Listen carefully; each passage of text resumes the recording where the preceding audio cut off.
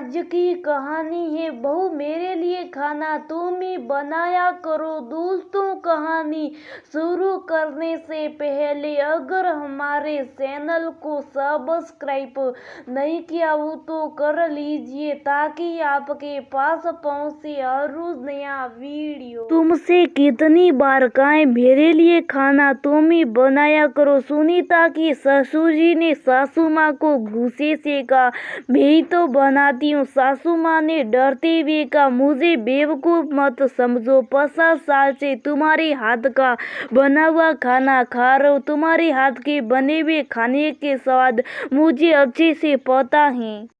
ससुर जी ने गुस्से से कहा, वह पड़ोस में पूजा हो रही थी तो उन्होंने हमें भी आमंत्रित किया था तो वे वहां चली गई थी। बहू ने खाना बना दिया था तो आपको परोस दिया मैंने। बहू भी बहुत स्वादिष्ट खाना बनाती, अभी खा लीजिए, रात को जो बोलिएगा वह बना दूंगी, सासू माँ ने कहा।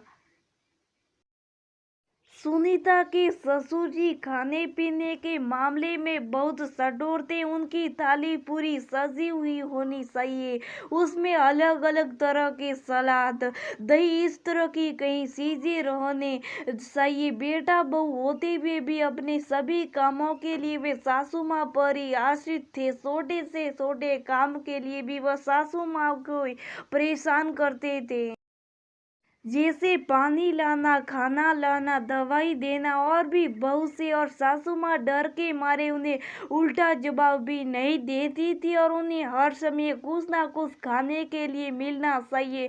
जैसे शाम को उन्होंने पोहा खाया, उसके तुरंत बाद उन्हें हलवा चाहिए। और सुनीता बहुत स्वादिष्ट व्यंजन बनाती थी पर उन्हें बिल्कुल पसंद नहीं आता था।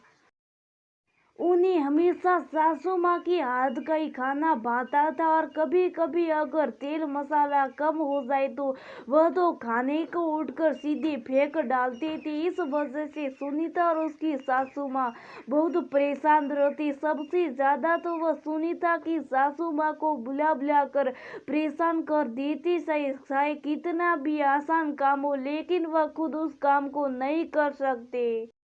और जैसे नाश्ते में कोई सब्जी बनी तो वो वही सब्जी को गर्म करके दोपहर के खाने में नहीं खा सकते, बार बार खाना बनते रहना चाहिए। दरअसल बात ये थी कि वह अपने जमाने के खाना का स्वाद ढूंढती थी पर आजकल तो खाना लकड़ी पर बनता नहीं। लकड़ी पर बने खाने का स्वाद और गैस पर बने खाने का स्वाद अलग होता, ये उन्हें कौन समझा पाए।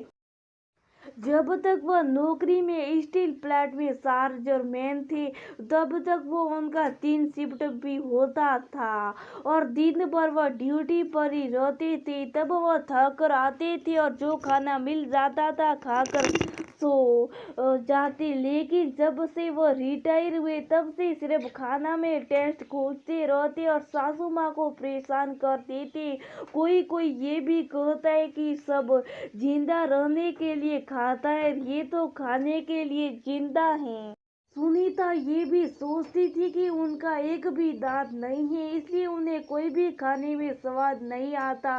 सासू माँ एक बार खाने बैठी, अगर बीच में उन्होंने सासू माँ को बुला लिया तो सासू माँ गुस्से से खाना ही छोड़ देती और एक बार भी ससुर जी सासू माँ को नहीं पूछते कि तुमने खाना खाया नहीं, बस कभी ये बनाओ कभी वह बनाओ यही करते रहते। हाँ, वो मदद भी करते थे। वो दिन भर सब्जियां काटते रहते थे और सासू माँ को बनाने के लिए कहते थे। कभी कभी उन्हें सब्जी पसंद नहीं आई तो वह खुद किचन में घुसकर सब्जी बना लिया करते थे। रिटायरमेंट के बाद तो उन्हें हर बार सासू माँ का साथ चाहिए होता था। एक एक पल वह अगर हट गई तो वह बेचैन हो उठते और ससुर जी की सेवा में सासू माँ हमेशा लगी रहती थी।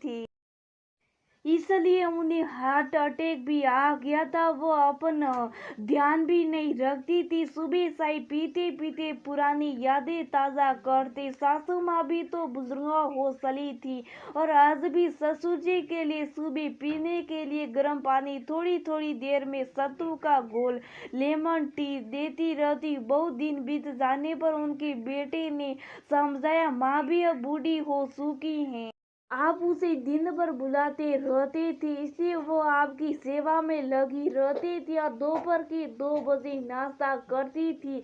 इसी वजह से उसे हार्ट अटैक तक आ चुका है। अब उसे इतना सारा काम नहीं हो सकता, इसीलिए आप उसे बार बार मत बुलाया कीजिए।